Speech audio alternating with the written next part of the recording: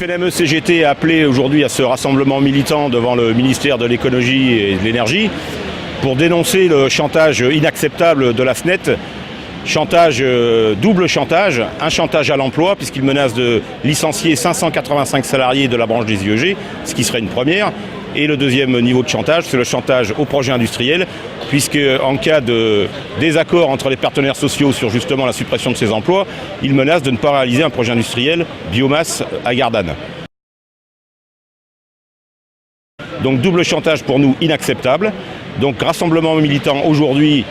devant ce ministère, mais aussi des initiatives militantes partout dans le pays auprès des pouvoirs publics, car nous considérons que aujourd'hui c'est le gouvernement qui doit prendre ses responsabilités, encore une fois double responsabilité, se porter garant des emplois dans la branche des industries électriques et gazières où des textes existent pour permettre la reconversion en cas de cessation d'activité ou de modification de ces activités, et prendre ses responsabilités aussi en termes de projets industriels, de politique énergétique. Et aujourd'hui, nous considérons que les centrales de la SNET sont nécessaires pour répondre aux besoins énergétiques de la France, particulièrement en période de pointe.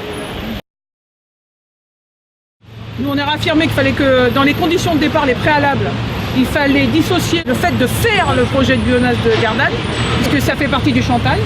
De toute façon, les décisions de justice qui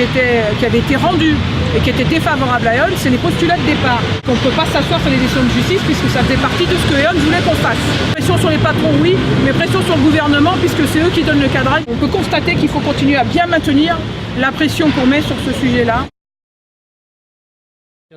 Alors sur le territoire national, les appels qui ont été relayés par la FNME et qui sont suivis aujourd'hui,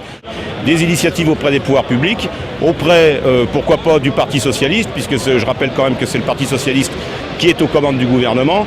Et donc, encore une fois, pour imposer que le gouvernement prenne ses responsabilités, et on ne s'interdit pas, bien entendu, d'initiatives aussi pour informer les salariés de la branche sur les risques que serait ce licenciement de 535 salariés, encore une fois, qui serait un précédent dans la branche des IEG. Et bien entendu, si SNET et gouvernement, alors qu'il y a une médiation en ce moment même menée par le gouvernement sur le règlement de cette situation, si cette médiation venait à échouer, bien sûr, nous ne nous interdisons pas d'appeler plus largement les salariés à se mobiliser pour contrer cette attaque sans précédent, à la fois contre le statut des électriciens et gaziers et contre le projet industriel et la politique énergétique.